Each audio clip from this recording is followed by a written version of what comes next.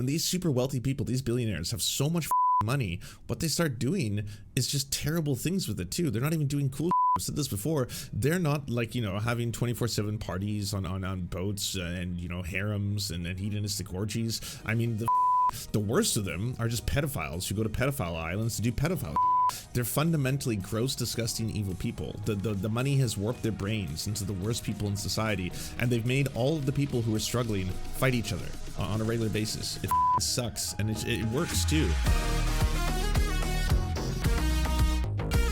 The story, which I guess I started with talking about food stamps in America, is also happening in Canada. But I just want to quickly talk about this.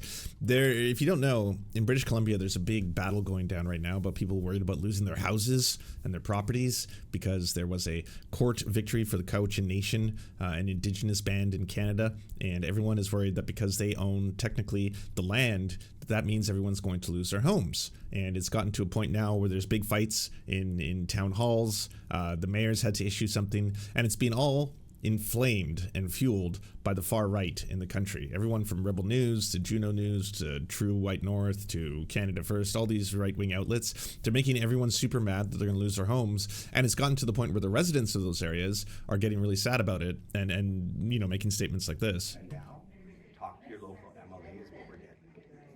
I think the man should carry earlier than the 2025. Yep. What attribute is not telling you to? We're not having a story for you like you asked. We have a story for you. He doesn't have any answers. He knew what's going on. He sat there and enjoyed his $400,000 a year he makes. Yeah. That's bitter. I'm bitter, yes. My tax dollars are at work right now. And who knows? I thought at least we were going to get a gift card out of this deal. Got nothing here tonight. Are you going to continue to fight? Oh, definitely. I'll be filing suit and stuff, right? I'll find out what my avenue is to go forward to protect my land. I've owned my land for more than enough years to know it's mine. I'm not giving it up without a fight. So the homeowners in Richmond, the area in current debate, I guess, are all worried that they're about to lose their houses. If you didn't know, here's how land title works in Canada. Technically, the land is owned by the King of England. Yes, it's owned by the Crown. You know, Canada is a constitutional monarchy, and in all functional and practical purposes, it should be owned and operated by the government of Canada. But in technical title, it's held by the Crown. And so that's the way things are. And when you own a house, your deed and your title land are basically enforced and validated by the ownership by the Crown, who technically owns the land, and then you own the title to your house, the property on that land. That's property rights. Land back or Aboriginal title land is also a form of property rights, if you didn't know. And because of treaties that were signed, there's a lot of court victories now that are giving the land back to Indigenous folk.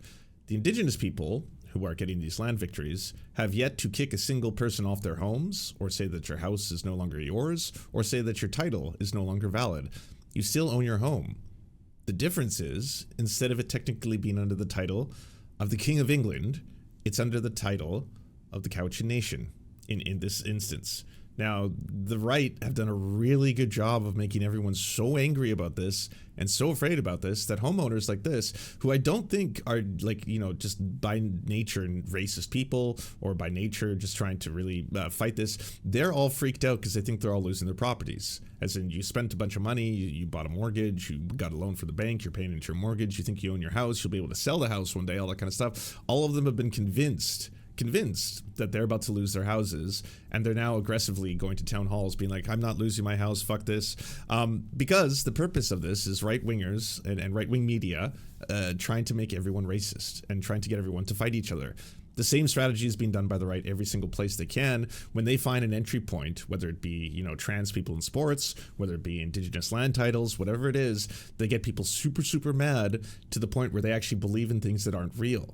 And it's the same thing with the SNAP benefits in the United States right now. There's a lot of Americans who think that the majority of people who are receiving SNAP benefits are just lazy, that they are just sitting at home, they don't have jobs, they don't want to work, and they just get free food. And so that, you know, having a Matt Walsh or Ben Shapiro or a Tim Pool coming forward and being like, I pay lots of money in taxes, I shouldn't be subsidizing all these poor, lazy people, why are we doing this?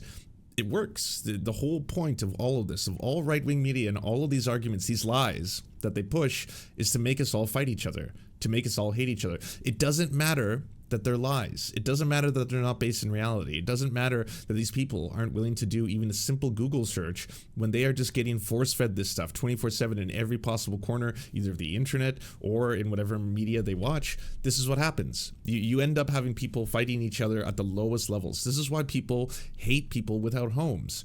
Those people without houses who live on the streets, you always hear them, cockroaches, vermin, the deplorables, all that kind of stuff. Those people can't take things from you because they have nothing. They've successfully got us to be angry at people who literally are living in the worst possible situation in your own community. Now, I'm not saying that you have to take it upon yourself to be like, well, I gotta fix this. I'm gonna go build houses for all these people, and I'm gonna have to run around handing out food to all of them. I'm not saying that, although it would be good if you filled up some food pantries. But I'm just saying, this is the entire right-wing media apparatus. This is what every single right-wing pundit in every country, doesn't matter if it's Tommy Robinson over in the UK, doesn't matter if it's Matt Walsh over in America, or doesn't matter if it's Rebel News here in Canada, every single right-wing outlet is working 24/7 to make us hate each other, to benefit billionaires, to benefit the elites, to benefit the super wealthy. That's the point of all of it. If we're all fighting each other, we're not fighting them. If we're all fighting each other, we're not getting organized. We're not doing general strikes. We're not unionizing. We're not talking about worker power. That's why all that stuff has to be tarnished to something else. That's communism. Oh, those are those lazy fat cats. Those unions, all they do is take dues and that you get way less money. This is all to indoctrinate all of us. This is all to make us all mad and angry at each other 24/7, because at the end of the day, the real fucking robbers are these corporations, these billionaires, these elites that you keep hearing about. Yeah, they're robbing us fucking blind on a regular basis. They don't give a fuck about us. They see human beings as exposable ones and zeros, just a bunch of fucking worker ants. This is why weirdos like Elon Musk are so obsessed with birth rates and making sure there's more humans being birthed and they have to be fucking white babies. We need more white babies and all this kind of stuff. He wants workers. He wants more and more and more endless workers to be able to generate endless amounts of wealth for all of them. And it gets to a fucking... At that point, when these super wealthy people, these billionaires have so much fucking money, what they start doing is just terrible things with it too. They're not even doing cool shit. I've said this before. They're not like, having 24/7 parties on boats and, harems and hedonistic orgies. I mean, the worst of them are just pedophiles who go to pedophile islands to do pedophile shit. They're fundamentally gross, disgusting, evil people. The money has warped their brains into the worst people in society, and they've made all of the people who are struggling fight each other on a regular basis. It fucking sucks, and it works too. It gets to the point where like all of these racists and racist people are pestering politicians, being like, "Wow, we're losing our homes, aren't we?" In 2021, Mayor Brody said that they were unable to engage as a city in land acknowledgements because of the legal implications that the Musqueam ban is claiming. What is your response? Are there any legal implications to land acknowledgements that say that we are? Yeah, you know what? I think I want to say very clearly that the work of reconciliation is very important. We work with First Nations across this province, and we work with cities, and we work with people across this province to lift all boats, to come up with resolutions to sort through past wrongs and move forward in a way that respects all people. And I think that's an important way to look at this. What about the Indigenous people who think land acknowledgements are empty, like people don't actually want to give up the land when they say that? I think this is a question that is a little bit not related to the issue that we're speaking today, but I will say that it's our position as a government that reconciliation is an important part of the work of the province, and I think. So this entire ordeal has been really, really good for the far right, especially the white supremacist party led by Dallas Brody here in BC. She wouldn't debate my bill on banning land acknowledgements, and tonight she wouldn't even answer questions about them. Ebin and Sharma will give you every inch of this province away if you let them. As in, they're giving it away to Indigenous people. Indigenous people are stealing your homes, or they're stealing your land. There's nothing you can do. You just have to be upset and take it. Interviewing homeowners, obviously, is part of it. Rebel News is doing this huge push right now where they're going into people's homes and being like, what do you say about the fact that you've just lost your property? Oh, it breaks my heart. It makes me so sad. I can't believe that years after living in this house and having, paid off our mortgage and raising our children here, we're now losing our home, where it's all a lie, and it's a very effective one. Like I said, the Cowichan Nation had to release a statement just to clear this all up. but they put it in very clear terms. They call the statements about the effect of the BC Supreme Court's judgment on individual private property owners misleading and deliberately inflammatory. To be clear, the statement says, the Cowichan Nation's court case regarding their settlement lands at this area in Richmond has not and does not challenge the effectiveness or validity of any title held by individual private landowners. The ruling does not erase private property. They've had to say it out loud in the clearest possible terms. You are not losing your property rights. 0 people will lose their homes. And yet on the other side of this, everyone now who lives in that area and other people who are just aghast at this ruling are like, I can't believe they're just taking away all these people's homes. I can't, people have lived there for 20, 30, 40 years and they've lost their properties. And it's like, no, it's the land. You don't realize this because no one's teaching anyone else this, but it's basically the land has been taken from the King of England. Now, if you have some weird, bizarre, and perverse loyalty to the King of England, say it. No one's saying that, but to Rebel News, to all these fucking weirdos, you gotta say that out loud, because that's what this is. You just love the crown, all right?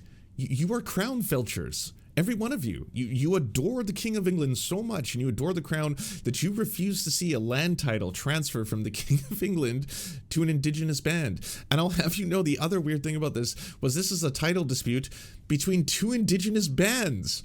The crown wasn't even involved at this in the first place, but now they're saying they refuse to understand this as it is, and they want this title to return to the crown. The crown lost this area a little while ago. This is a land dispute within a land dispute. But they don't care about any of that. It's kind of my point. Like, it's again, I know this is a hyper centralized like issue right here, but this is so emblematic of how effective the right and right-wing media is at getting people mad by taking issues that are really easy to inflame your feelings, to get you worked up.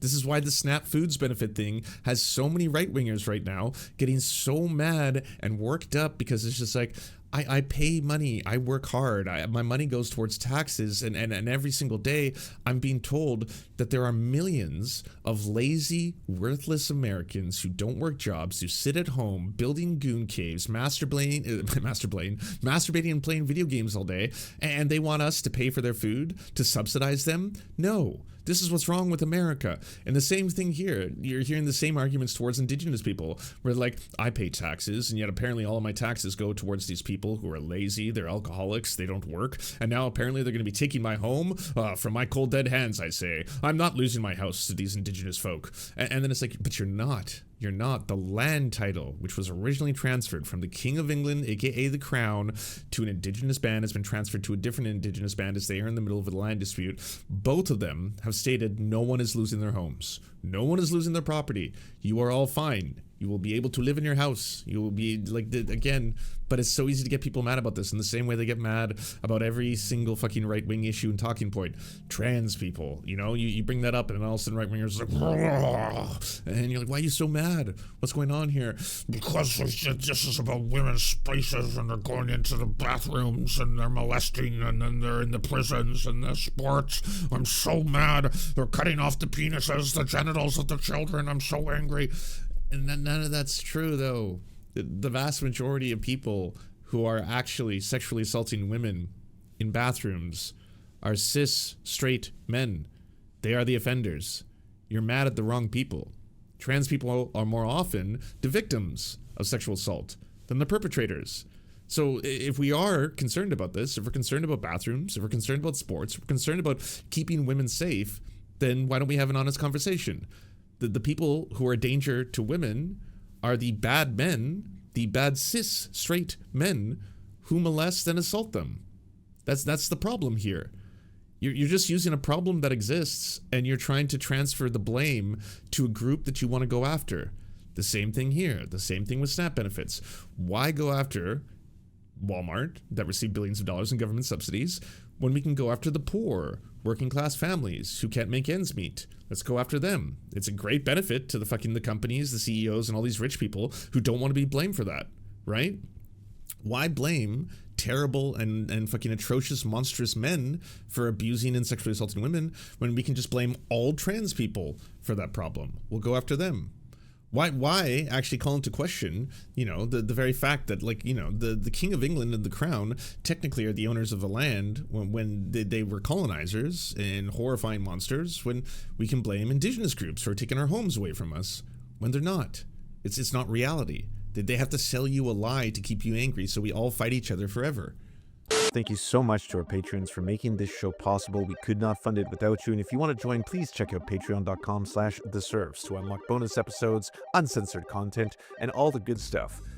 Thanks to Anna Loves Riley, Addercap, Bobby Lasers, Cheryl Alvarez, Comrade Junkie, Doug Caddy, Everything Important, Hegbard Salim, Multimondi, Omni, Political Papi, Preston Kroll, Quiet One 85, Riley and Anna, Roller Dragon, Cernicus, Stellar Gwyn, Sebastian Demmel, Tigwick, and Words Greenwood.